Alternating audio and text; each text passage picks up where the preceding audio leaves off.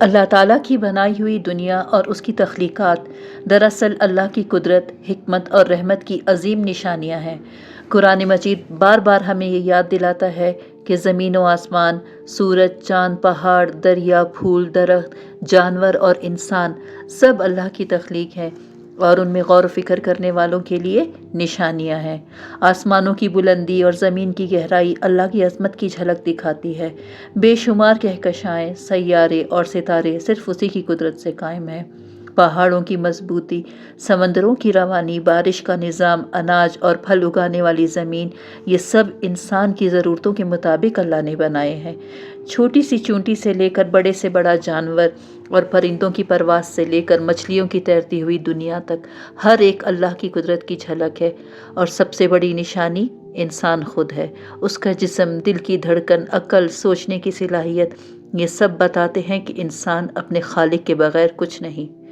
اللہ کی تخلیقات میں غور و فکر انسان کو شکر گزاری اور عاجزی کی طرف لے جاتا ہے۔ یہ سب کچھ ہمیں یاد دلاتا ہے کہ کائنات کا کوئی ذرہ برابر کام بھی بے مقصد نہیں، بلکہ سب اللہ کی حکمت کے تحت ہے۔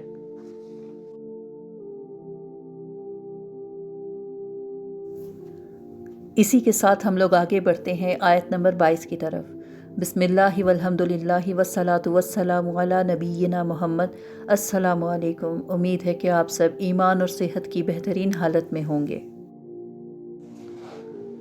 الذی جعل لکم الارض فراشا والسماء بناء وانزل من السماء ماء فأخرج به من الثمرات رزقا لكم فلا تجعلوا لله اندادا وانتم تعلمون۔ وہ پروردگار جس نے تمہارے لیے زمین کو بچھونا بنایا اور آسمان کو چھت اور آسمان سے پانی برسایا، پھر اس کے ذریعے تمہارے رزق کے طور پر پھل نکالے، لہٰذا اللہ کے ساتھ شریک نہ ٹھہراؤ جبکہ تم یہ سب باتیں جانتے ہو۔ اہل عرب یہ بات مانتے تھے کہ ساری کائنات کو پیدا کرنا، زمین و آسمان کی تخلیق، آسمان سے بارش برسانا اور اس سے پیداوار اگانا، یہ سب اللہ تعالیٰ کے کام ہے۔ مگر پھر بھی اس کے باوجود وہ یہ عقیدہ بھی رکھتے تھے کہ اللہ تعالیٰ نے بہت سے کام بتوں کے سپرد کر رکھے ہیں۔ اسی لیے یہاں اللہ تعالیٰ نے فرمایا ہے کہ جب ہر چیز کو پیدا کرنے والے ہم ہیں تو عبادت کسی اور کی کرنا بہت بڑے ظلم کی بات ہے۔ وَإِن كُنتُمْ فِي رَيْبٍ مِّمَّا نَزَّلْنَا عَلَىٰ عَبْدِنَا فَأْتُوا بِسُورَةٍ مِّن مِّثْلِهِ وَادْعُوا شُهَدَاءَكُم مِّن دُونِ اللَّهِ إِن كُنتُمْ صَادِقِينَ۔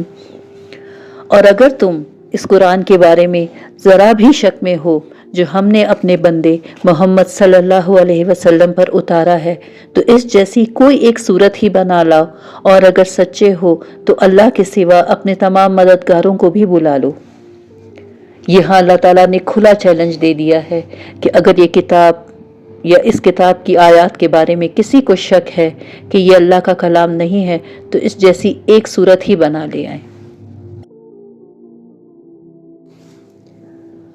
فَإِن لَّمْ تَفْعَلُوا وَلَن تَفْعَلُوا فَاتَّقُوا النَّارَ الَّتِي وَقُودُهَا النَّاسُ وَالْحِجَارَةُ أُعِدَّتْ لِلْكَافِرِينَ۔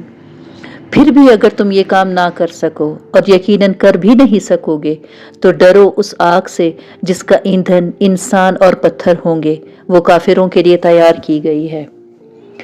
چیلنج دینے کے ساتھ ہی اللہ تعالیٰ نے یہ دعویٰ بھی کر دیا ہے کہ تم سب مل کر بھی ایسا نہیں کر سکو گے، اور حقیقتاً ہوا بھی ایسا ہی۔ اہل عرب جو اپنی زبان اور ادب پر بڑا فخر کرتے تھے نا، ان سب کو اس چیلنج کے بعد سانپ سونگھ گیا اور کوئی شخص بھی یہ چیلنج قبول کرنے کے لیے آگے نہیں بڑھا۔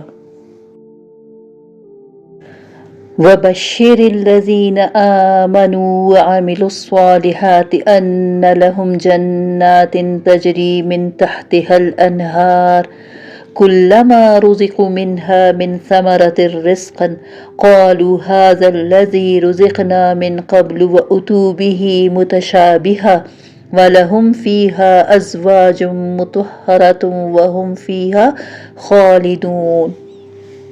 اور جو لوگ ایمان لائے ہیں اور انہوں نے نیک عمل کیے ہیں ان کو خوشخبری دے دو کہ ان کے لیے ایسے باغات تیار ہیں جن کے نیچے نہریں بہتی ہوں گی۔ جب کبھی ان کو ان باغات میں سے کوئی پھل رزق کے طور پر دیا جائے گا تو وہ کہیں گے کہ یہ تو وہی ہے جو ہمیں پہلے بھی دیا گیا تھا، اور انہیں وہ رزق ایسے ہی دیا جائے گا جو دیکھنے میں ملتا جلتا ہوگا، اور ان کے لیے وہاں پاکیزہ بیویاں ہوں گی اور وہ ان باغات میں ہمیشہ ہمیشہ رہیں گے۔ یہاں اسلام کے عقیدے آخرت پر ایمان کے بارے میں بتایا گیا ہے کہ مرنے کے بعد ایک اور زندگی آنے والی ہے جس میں ہر انسان کو اپنے تمام اعمال کا جواب دینا ہوگا، اور اصل زندگی بھی وہی ہوگی۔ اور اگر اس دنیا میں ایمان کے ساتھ نیک عمل کیے ہوں گے تو وہ جنت نصیب ہوگی جس کی ایک جھلک اس آیت میں دکھائی گئی ہے۔ ان اللہ لا يستحی ان يضرب مثلا ما بعوزة فما فوقها فاما الذین آمنوا فيعلمون انه الحق من ربهم واما الذین كفروا فيقولون ماذا اراد الله بهذا مثلا يضل به كثيرا ويهدي به كثيرا وما يضل به الا الفاسقین۔ بے شک اللہ اس بات سے نہیں شرماتا کہ وہ کسی بات کو واضح کرنے کے لیے کوئی مثال دے، چاہے وہ مچھر جیسی معمولی چیز کی ہو یا کسی ایسی چیز کی جو مچھر سے بھی زیادہ معمولی ہو۔ اب جو لوگ مومن ہیں وہ خوب جانتے ہیں کہ یہ مثال ایک حق بات ہے جو ان کے پروردگار کی طرف سے آئی ہے، البتہ جو لوگ کافر ہیں وہ یہی کہتے ہیں کہ بھلا اس حقیر مثال سے اللہ کا کیا مطلب ہے۔ اس طرح اللہ اس مثال سے بہت سے لوگوں کو گمراہی میں مبتلا کرتا ہے اور بہت سوں کو ہدایت دیتا ہے، مگر وہ گمراہ انہی کو کرتا ہے جو نافرمان ہے۔ بعض کافروں نے قرآن کریم پر یہ اعتراض کیا تھا کہ اس میں کچھ مثالیں مکھی، مچھر، مکڑی وغیرہ کی دی گئی ہیں، تو اگر یہ واقعی اللہ کا کلام ہے تو اس میں ایسی حقیر چیزوں کا ذکر نہیں ہوتا۔ یہ ان کا ایک بہت ہی بے تکا اعتراض تھا، کیونکہ مثال ہمیشہ مضمون کی مناسبت سے دی جاتی ہے، مگر یہ بات انہی کی سمجھ میں آتی ہے جو حق کو جاننا چاہتے ہوں، ماننا چاہتے ہوں اور حق پر ایمان لا چکے ہوں۔ لیکن جنہوں نے قسم کھا رکھی ہو کہ ہر بات پر اور ہر حالت میں اعتراض کرنا ہے تو وہ ایسی ہی باتیں کہتے ہیں۔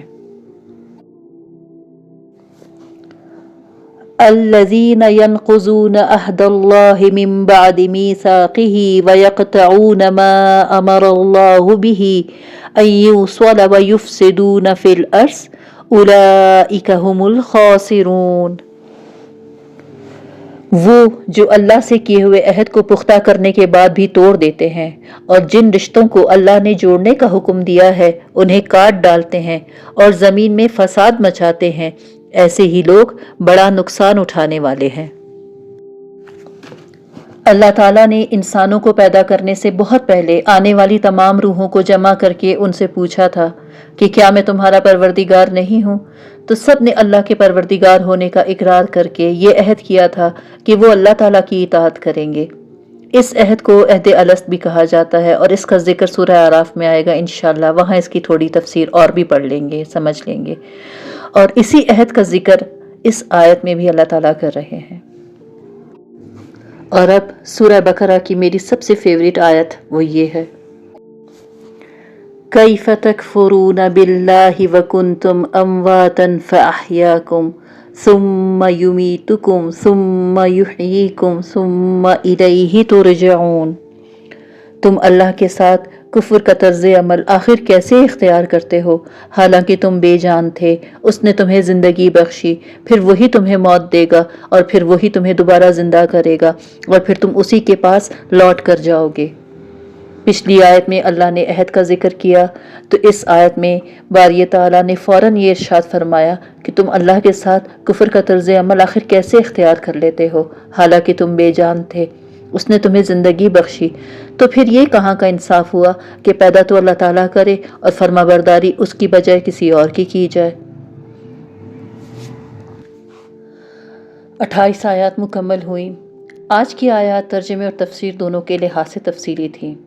اب قرآن آہستہ آہستہ ہمیں گہرائی کی طرف لے جائے گا، جیسے کوئی سمندر میں اترے تو آہستہ آہستہ گہرائی میں جاتا ہے، بالکل اسی طرح یہ قرآن بھی ایک سمندر ہے ہدایت کا، اور ہم زیادہ نہ صحیح تھوڑا تو گہرائی تک جائیں گے۔ بس اللہ تعالیٰ قبول فرما لے ہم سے اور ہمیں اس کے احکام کو سمجھنے میں مدد فرمائے، آمین۔